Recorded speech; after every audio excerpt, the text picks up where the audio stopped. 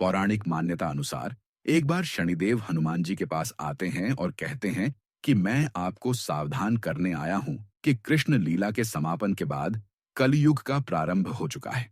इस कलयुग में देवता धरती पर नहीं रह सकते, क्योंकि जो भी धरती पर है उस पर मेरी साढ़े साती का असर होगा।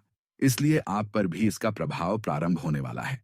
इस पर हनुमान जी कहते हैं, जो भी देवता या मनुष्य राम की शरण में रहता है उस पर तो काल का भी प्रभाव नहीं रहता, इसलिए आप मुझे छोड़कर कहीं और जाइए। इस पर शनिदेव कहते हैं कि मैं विवश हूं, आपके ऊपर मेरी साढ़े साती अब भी से प्रभावी हो रही है। तब हनुमान जी कहते हैं, परंतु ये बताइए कि मेरे शरीर पर कहां आ रहे हैं।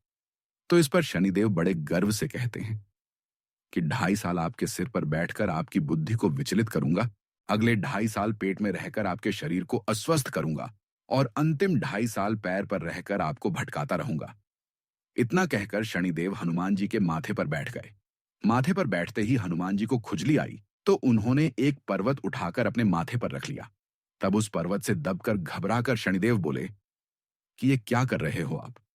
यह सुनकर हनुमान जी ने कहा कि आप अपना काम कीजिए, मुझे मेरा काम करने दीजिए। मैं अपने स्वभाव से विवश हूं, मैं इसी प्रकार खुजली मिटाता हूं। ऐसा कहकर हनुमान जी एक और पर्वत अपने सिर पर रख लेते हैं, जिससे शनिदेव और दब जाते हैं और हैरान परेशान होकर कहते हैं, आप इन पर्वतों को उतारिए, मैं समझौता करने के लिए तैयार हूं। हनुमान जी कुछ नहीं सुनते हैं और तीसरा बड़ा पर्वत उठाकर अपने सिर पर रख देते हैं। इस बोझ से शनिदेव चिल्लाने लगते हैं और कहते हैं, मुझे छोड़ दो, मैं आपके कभी नजदीक भी नहीं आऊंगा।